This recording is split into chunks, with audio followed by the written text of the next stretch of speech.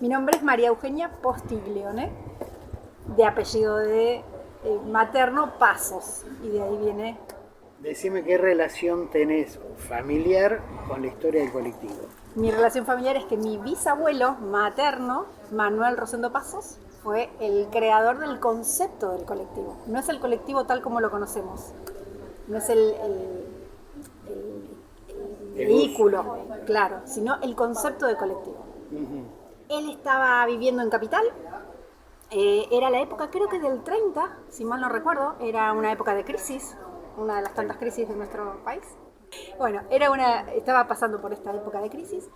Él tenía un Ford T, si mal no recuerdo, si mal no me contó mi mamá, pero sí, tenía un auto de estos que eran un asiento y otro enfrentados, ¿sí?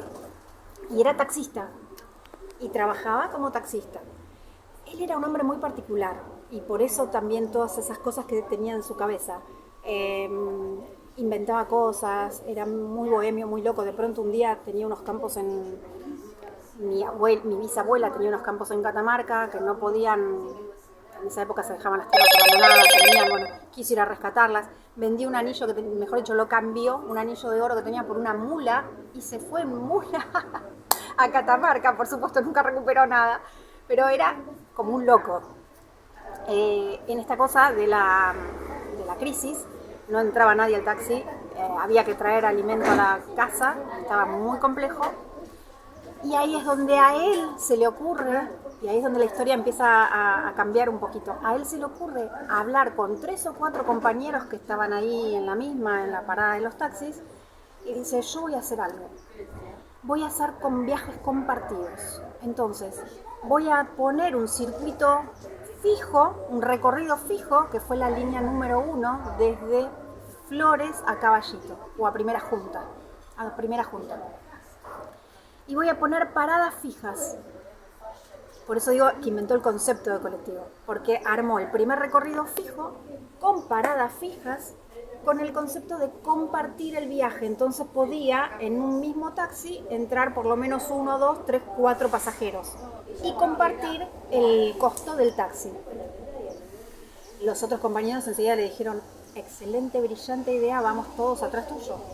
Entonces armaron 3 o 4 taxis ese primer recorrido.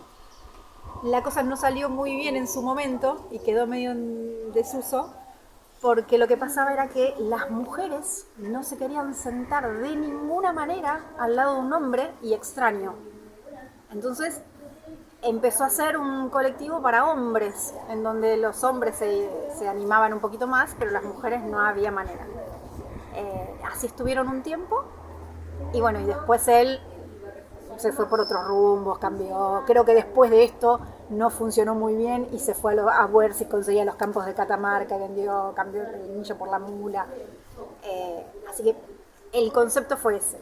A raíz de una crisis, buscó esa posibilidad. Ok, entonces eso me empieza a armar el rompecabezas con esto que hasta ahí sabía yo. La historia era: el abuelo inventó, el bisabuelo inventó esto, pero no le funcionó porque las mujeres no querían entrar. Y después vino eso, no sabía. ¡Wow! Bueno, ese debe haber sido alguno que salió de la idea de mi bisabuelo. Mi bisabuelo ya se había ido a Catamarca. Claro. Mi bisabuelo era de acá de Buenos Aires, pero estaba casado con mi bisabuela, que era de Catamarca.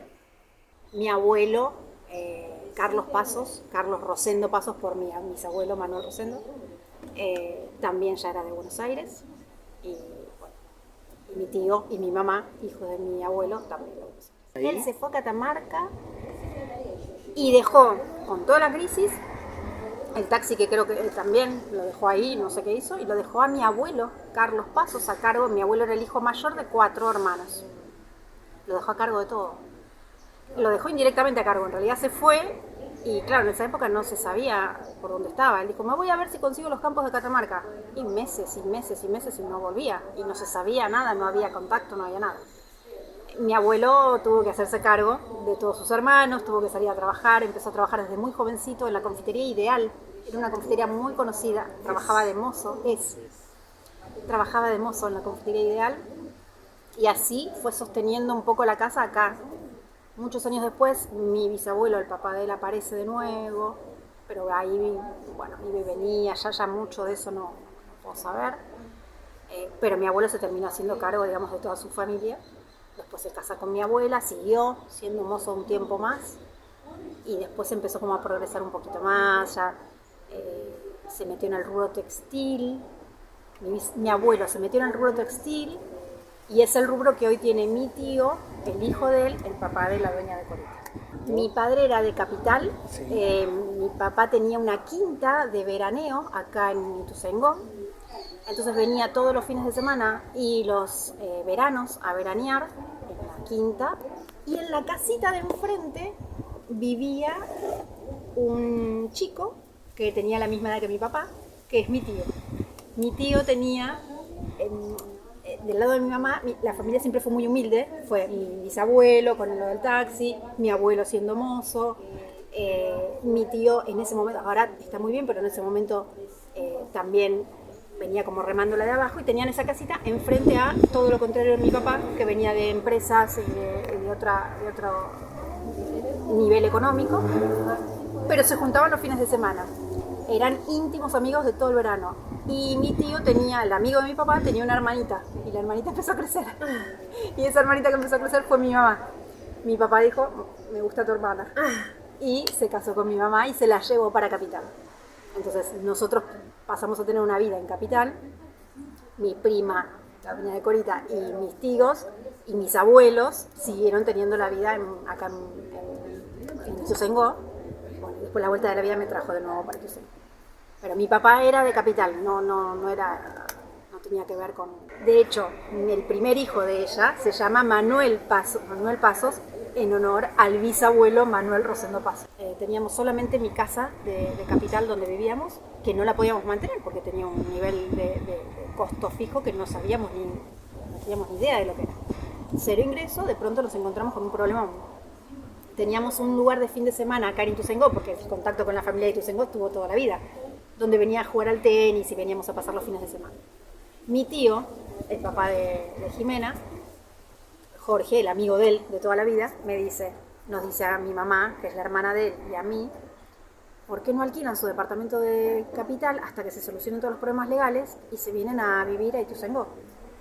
Así fue que alquilamos nuestra casa de Capital, nos venimos a vivir a Ituzaingó. Mi mamá contrata al único abogado que conoce, que era un abogado que jugaba al tenis con mi papá.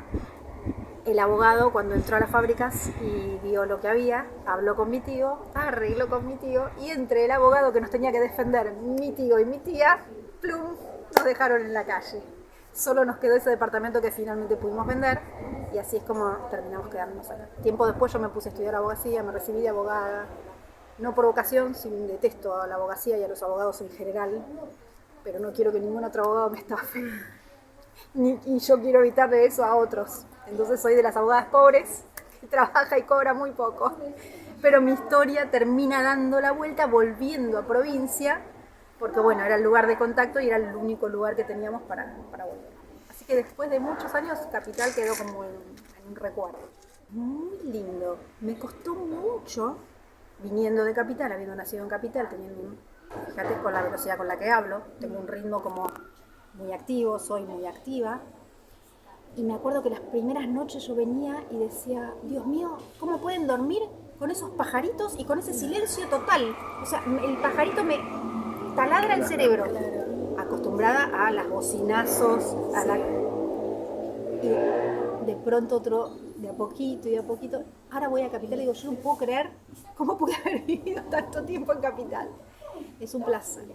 Es una mezcla perfecta entre civilización, urbanismo, gente, movimiento, pero árboles, naturaleza, estos rituales que todavía se sostienen de el momento de la siestita, donde todos van a otro ritmo, van a otra velocidad. La verdad es que la vida me trajo obligadamente acá, pero hoy lo elijo. Hoy lo elijo, no volvería a Capital nunca más. Vuelvo para hacer actividades, cosas, pero si tuviera que elegir vivir ahora en un lugar, elijo de nuevo.